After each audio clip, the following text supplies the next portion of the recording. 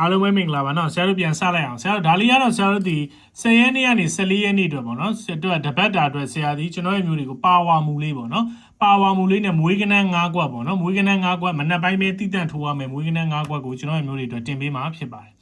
ဒါလေးကတော့နော်ဆရာရဲ့ live မှာကျွန်တော်ရဲ့မျိုးတယောက်ကလည်းပြီးတော့ remind လုပ်တဲ့မူလေးပေါ့နော်ဆရာဒီတနင်္လာနေ့မနက်ထိတ်စီးနဲ့တောက်ကြနေ့မနက်ထိတ်စီးပါဝါဖြစ်ခဲ့လို့ရှိရင်တဲ့ဆရာတို့တနင်္လာနေ့မနက်မှာထွက်တဲ့နှစ်နဲ့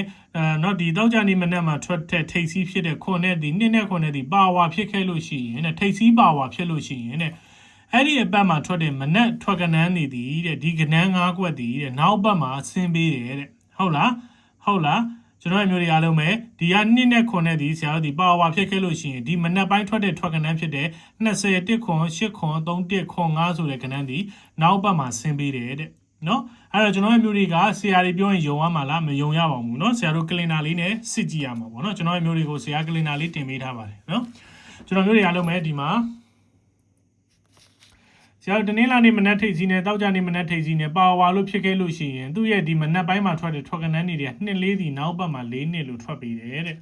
ဆရာတို့ဒီမှာတနင်္လာနေ့မနက်6နဲ့နော်မနက်ထိတ်စီး6နဲ့တောက်ကြနေ့မနက်ထိတ်စီး1နဲ့ဒီပါဝါလို့ဖြစ်ခဲ့လို့ရှိရင်သူ့ရဲ့မနက်ပိုင်းမှာထွက်တဲ့1ခွန်ဒီနောက်ပတ်မှာ1ခွန်လို့ထွက်ပါတယ်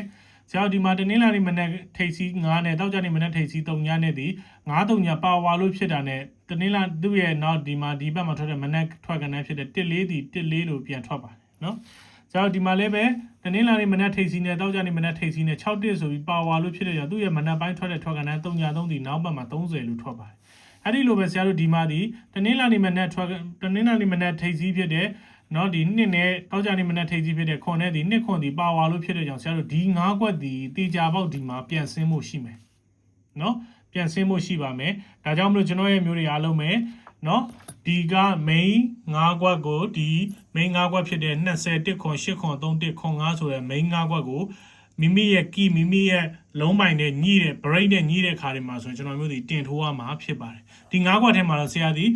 နှစ်ပတ်တီးပေးထားတော့20ဆိုတဲ့ကွက်လေးရဲ့ခွန်8 break ထဲမှာဖြစ်တဲ့တစ်ခွန်ဆိုတဲ့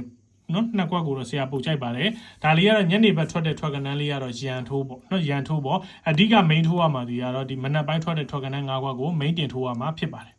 အဲ့တော့ကျွန်တော်ရဲ့မျိုးတွေကအခုဆရာရှင်းပြသွားတာနားလဲလားနားလဲတယ်ဆိုဆရာရဲ့နော်ဒီ video file အောက်မှာနားလဲပါတယ်ပဲဖြစ်ဖြစ် yes ပဲဖြစ်ဖြစ် file ပဲဖြစ်ဖြစ်မှတ်ခဲ့ပေးပါဗျာနော်ဆုံးဖြတ်ချက်မချခင်ကိုယ်တိုင် research လုပ်ပြီးတော့ risk ကိုသေချာခန့်ခွဲပြီးအသုံးပြုဖို့အကြံပြုပါတယ်ကျွန်တော်ကောင်းဆက်သူပါ